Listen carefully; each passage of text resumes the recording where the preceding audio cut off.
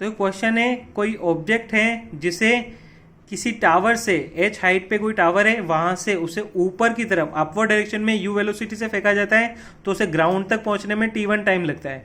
उसी ऑब्जेक्ट को उतनी ही इनिशियल वेलोसिटी से नीचे की तरफ फेंका जाता है, तो उसे ग्राउंड तक पहुंचने में t2 टाइम लगता है। तो अगर उस ऑब्जेक्ट को बिना कोई इनिशियल वेलोसिटी दिए हुए केवल उसे ड्रॉप किया जाए, तो उसे ग्राउंड तक पहुंचने में कितना टाइम लगेगा, ये इस क्वेश्चन में हमें फाइंड आउट करने के लिए बोला गया है। तो देखो, इस क्वेश्चन में 3 केसेस बनेंगे। पहले केस में ऑब्जेक्ट को ऊपर की तरफ u वेलोसिटी से फेंकेंगे, दूसरे केस में u वेलोसिटी से नीचे की तरफ फेंकेंगे, और तीसरे केस में बिना कोई initial velocity u equal to 0 पे उस ऑब्जेक्ट को ड्रॉप करेंगे। तो आ जाते हैं सबसे पहले केस नंबर 1 पे। सबसे पहले केस में देखो, हमने ऑब्जेक्ट को u वेलोसिटी से ऊपर की तरफ फेंका है। तो जब ऑब्जेक्ट को u वेलोसिटी से ऊपर की तरफ फेंका है, तो यहाँ पे हम एक काम करेंगे, ऊपर की तरफ जो भी कैलकुलेशंस हैं उनको पॉजिटिव डायरेक्शन में कंसीडर कर लेंगे, और नीचे की तरफ जो वैल्यूज आएंगी उनको नेगेटिव कंसीडर कर लेंगे। तो देखो, वेलोसिटी u ऊपर की तरफ है तो पॉजिटिव आ गई। यहाँ पे डिस्प्लेसमेंट जब ऑब्जेक्ट को हम ऊपर की तरफ फेंकते हैं तो ऊपर की तरफ जाके कोई मैक्सिमम हाइट अटेंड करके फिर से नीचे आता है और अपनी मोशन को बी पे जाके फिनिश करता है। तो डिस्प्लेसमेंट केवल 2 ही वैल्यूज पे डिपेंड करता है, एक तो इनिशियल पोजीशन और फाइनल पोजीशन। तो इनिशियल पोजीशन ए और फाइनल पोजीशन बी, तो डिस्प्लेसमेंट हो जाएगा ए बी, क्योंकि डाउनवर्ड डायरेक्शन में इसलिए नेगेटिव का साइन लेना पड़ेगा, तो डिस्प्लेसमेंट हो जाएगा हमारा -kh। Acceleration due to gravity, earth हमेशा ऑब्जेक्ट्स को डाउनवर्ड डायरेक्शन में अट्रैक्ट करती है, इसका मतलब एक्सेलरेशन ड्यू टू ग्रेविटी भी नेगेटिव आ जाएगा, और यहाँ पे जो टाइम लग रहा है उसकी वैल्यू t1 है। Second equation of motion apply कर देते हैं। सेकंड इक्वेशन ऑफ मोशन कहती है s equals to ut plus half A T square. तो डिस्प्लेसमेंट -h, u, t की वैल्यू t1, a की वैल्यू -g पुट कर दी, तो हमारे पास इक्वेशन 1 आ गई। इसी तरीके से सेकंड केस में ऑब्जेक्ट को उतनी ही इनिशियल वेलोसिटी u से डाउनवर्ड डायरेक्शन में फेंका है, तो इस केस में u की वैल्यू भी नेगेटिव होगी, a की वैल्यू नेगेटिव, s की वैल्यू -kh, और टाइम जो लग रहा है उसको t2 से डिनोट कर दिया। फिर से second equation of motion apply करते हैं। तो सेकंड इक्वेशन ऑफ मोशन है s equal to ut plus half A T square.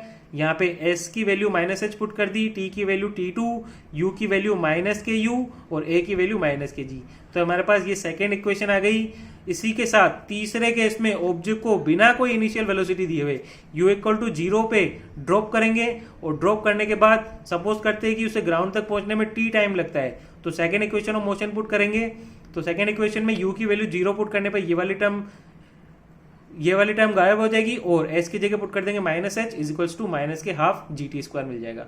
अब हमें क्या करना है, देखो, इक्वेशन 1 में से इक्वेशन 2 को सब्ट्रैक्ट करना है, मतलब इक्वेशन 1 के LHS में से इक्वेशन 2 के LHS को सब्ट्रैक्ट करना है, फिर इक्वेशन 1 के RHS में से इक्वेशन 2 के RHS को सब्ट्रैक्ट करना है।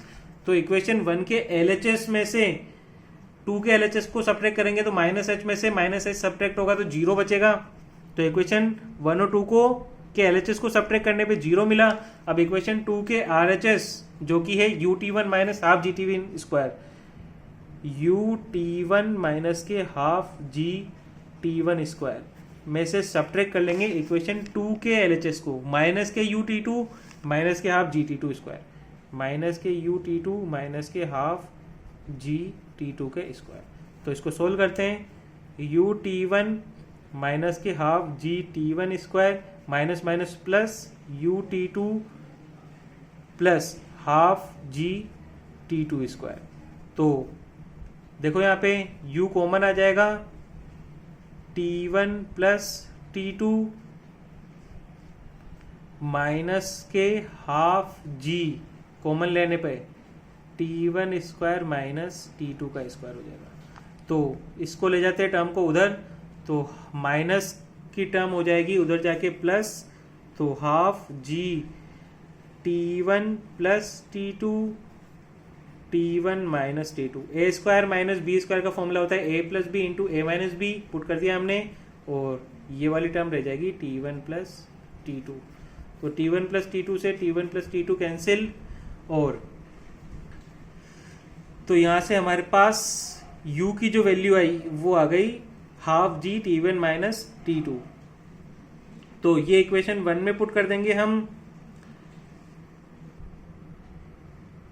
तो यहां से u की जो वैल्यू निकल के आई वो आ गई हमारे पास half g t1 minus t2, इसे देते हैं इक्वेशन 3। और इक्वेशन 3 की वैल्यू इक्वेशन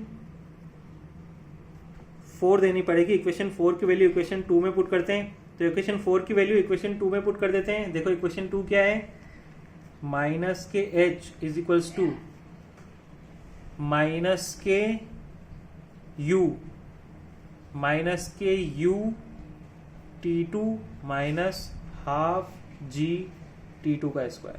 तो यहाँ पे वैल्यू पुट कर देते हैं, माइनस के u की वैल्यू है half g T1 minus T2 multiplied by T2 minus half g T2 square, minus के h is equals to minus के half g T1 T2 plus half g T2 square, minus के half g T2 square. तो minus के half g T2 square plus के half g T2 square के equal हो जाएगा, से कैंसिल हो जाएगा, और माइनस के half g T1 T2 remaining रहेगा। अब कंपेयर कर लेंगे इक्वेशन 3 और इक्वेशन 5 को। देखो इक्वेशन 3 हमारे पास आई थी माइनस के h is equals to minus के हाफ जी टी स्क्वायर, और इक्वेशन 5 है माइनस के h is equals to minus के half g T1 T2। Equation 3 के LHS और इक्वेशन 5 के LHS दोनों सेम है। इसका मतलब इक्वेशन 3 का RHS और इक्वेशन 5 का RHS दोनों सेम होंगे। इक्वेशन 3 का RHS है माइनस के हाफ जी टी स्क्वायर, और इक्वेशन 5 का RHS है माइनस का half g T1 T2, minus के हाफ जी से माइनस के half g cancel, t square is equals to T1 T2, तो टी हो जाएगा under root of T1 T2। ये आंसर हो जाएगा हमारा, ये क्वेश्चन का सॉल्यूशन है।